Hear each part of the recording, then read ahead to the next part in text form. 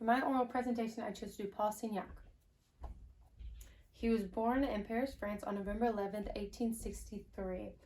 As a teenager, his family moved to Montmartre, France, and it was here, according to Anne Diamond in her article, A Political Pastoral, Signac and the Cultural Geography of the Mediterranean France, explains that the move of cities immersed him into the Impressionism movement, and this what ultimately made him decide to be a painter and quit architecture.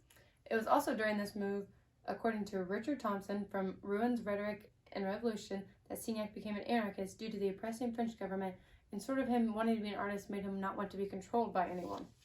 Signac, once he started painting, needed a gallery to display his artwork, so he founded the Salon des Artistes Indépendants to display his work. And what this was a gallery for artists to display their work without any sort of committee of judgment, so it was up to the public to decide what paintings were good or not. Here he met his idols Claude Monet and Georges Seurat. And the creation of the salon also comes from Signac's anarchist beliefs and the desire to not be controlled or told what was good or not besides the public. Here we have this quote provided by the Art Stories article, Paul Signac, Biography, Life in Quotes. The motto of the salon included to allow the artists to present their works to public judgment with complete freedom. Upon the creation of the salon, Signac and Seurat become very good friends.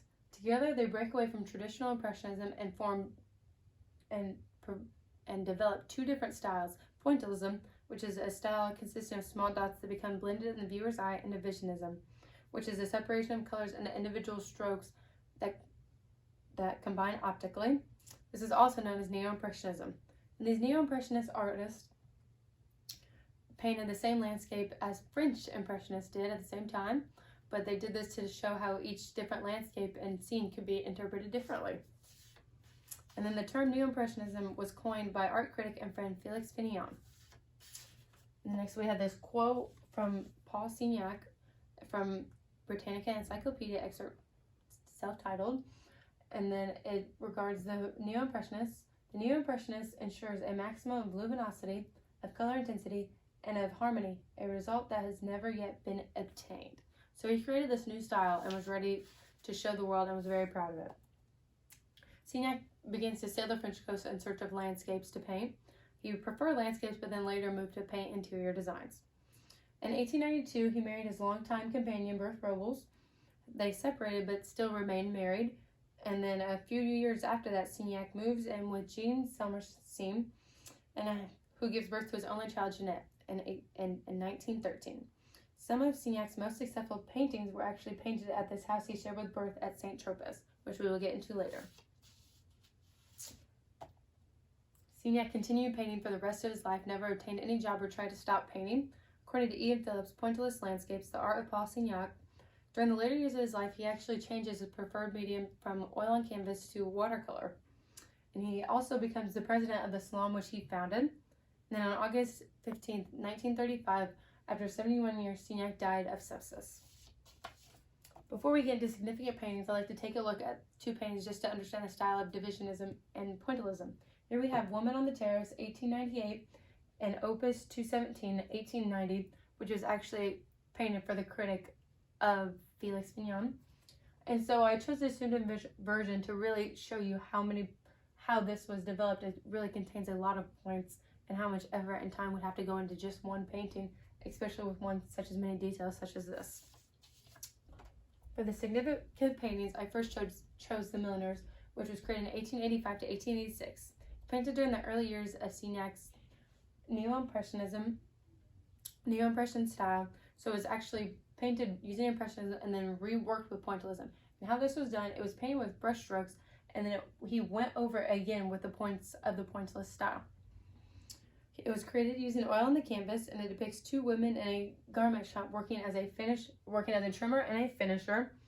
When looking at the colors, it uses a lot of the complementary colors, blue and orange, as you can see in her dress, complementary colors, and then the spare fabrics and just things all around, which really gives a good balance to the almost completely neutral painting.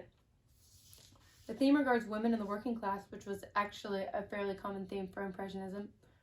And then this woman on the left is actually his wife, Berthe. He used this who actually was a milliner. He used this opportunity to gain a lot of information and really learn about how to depict milliners correctly. And then this is quite different from Impressionism, who merely observe whatever painting, people, or landscapes instead of trying to find out information how to correctly depict them. This is significant because it was the first major interior scene that Signac did. It shows the transition from Impressionism to Pointillism.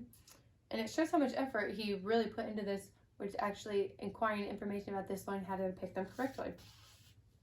Next, we have the dining room, created in 1886 to 1887. It was created a year after the Milliners, and it was drawn using graphite and ink on Japanese paper and shows true pointillism because it's in black and white, and pointillism is just really the style of the dots, and divisionism comes in the color. So this also exists in color, which I will show you right here, but I chose to display it in black and white to show a difference in medium and the ability effects that he can achieve, even though only using black and white. Depicts Signac's mother, grandfather, and housekeeper in his house. And when looking at it, I see both positive and negative human values. On the positive side, I see peace and harmony. These three people are not interacting, but are still able to live in peace and harmony. And on the negative side, I think it depicts the negative aspect of the wealthy and the potential seclusion that comes with it. So here we have three people who, even though they're clearly together, act like they're just alone and not really talking to each other or anything. Here we have the drapes and the large potted plant covering up the window, further isolating them from the public. The significance in this painting, as described in Gale's article, lies in the medium of the graphite paper, and then instead of using the normal oil and canvas. I think it's really impressive how he's able to show the subject and details along with shadowing and the light coming on and shimmer, even though it's only in black and white. And lastly, we have the port of St. Tropez, created in 1901 to 1902. After the death of dear friend Georges Seurat, Signac leaves France to sail the Mediterranean and stumbles on this island of St. Tropez, which is later where he and his wife had moved, and where the house is the scene of this painting.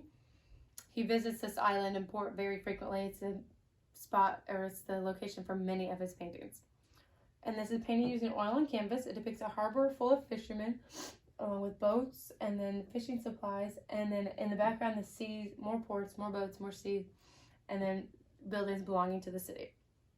It's characterized by bright and vibrant colors in the pointillism style. The colors bring a joyful and warm theme to this painting, which is otherwise an everyday depiction of what these fishermen do every single day. It uses a wide range of colors. You can see the separation between the warm and the cool colors here at the top, and a lot of use of complementary colors. Here we have the red in the sky, which I don't know if you can see it close up, but there is dots of green in this pointillism. We have the blue down here, and then the orange of the sky, and then the purple and the yellow in the sky, and the purple again in the ground. And then this is significant because it demonstrates the large changes that are made in response to Seurat's death. So in Miriam Young's article, The Death of Georges Seurat, Neo-Impressionism and the Fate of Avant-Garde in 1891, she describes the three main changes that Signac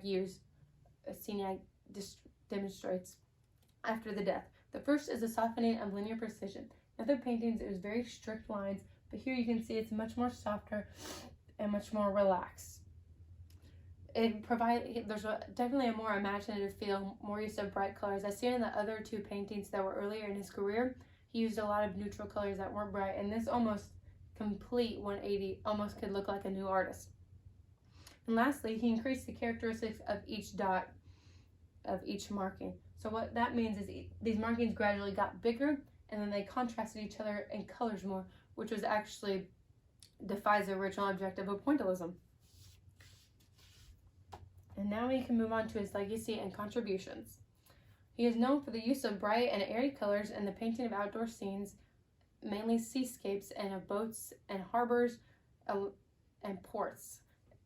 By the time he finished, he had created over 600 pieces of art. He was a pioneer for the Neo-Impressionism movement and French artists, and brought a new style of painting that is still used today. It was really impressive. He received no lessons or education in art or painting besides previous architecture classes. He was self-taught and learned only from the observation of like Monet and other artworks that he really liked. I think this really encapsulates how brilliant he is without having any knowledge of art, that you're able to create your own design that is still largely popular and led to the development of more movements in art. He was widely accepted by critics at the time of his painting because they were challenged to understand and review this new style of painting and how to interpret it. His artwork is found in museums and galleries all across the world. The Salon des Artistes Independents, which he founded, has now evolved in the Société des Artistes Indépendants, which still allows artists the same freedom from traditional conventions and galleries across the world. And then, as we can said in the motto of the salon was Signac's quote, he played a large role along with colleagues in the development of the style of pointillism and divisionism, which is also seen as neo-impressionism, at which this style heavily influenced the work by Van Gogh as seen in his self-portraits and Camille Pissarro. And it also led to developments of things like Fauvism and Cubism. And then we have the book that he wrote, From Eugene Delacroix to Neo-Impressionism, which shares his discovery, thoughts, and execution of the pointillism, how he developed it, and then it later shows how later in his career he moved into watercolor as his medium. I think it's pretty impressive how you can see the transition of Signac from neutral to bright and saturated colors. It's something that he is credited with, how he can do so well and still maintain the original design and signature that he has. He has developed a new style of painting which is used everywhere and pretty impressive for someone who had no formal education. He opened a new world for Neo-Impressionism movement, which led to many more movements as listed earlier, and for French artists to come up, and they really became popular.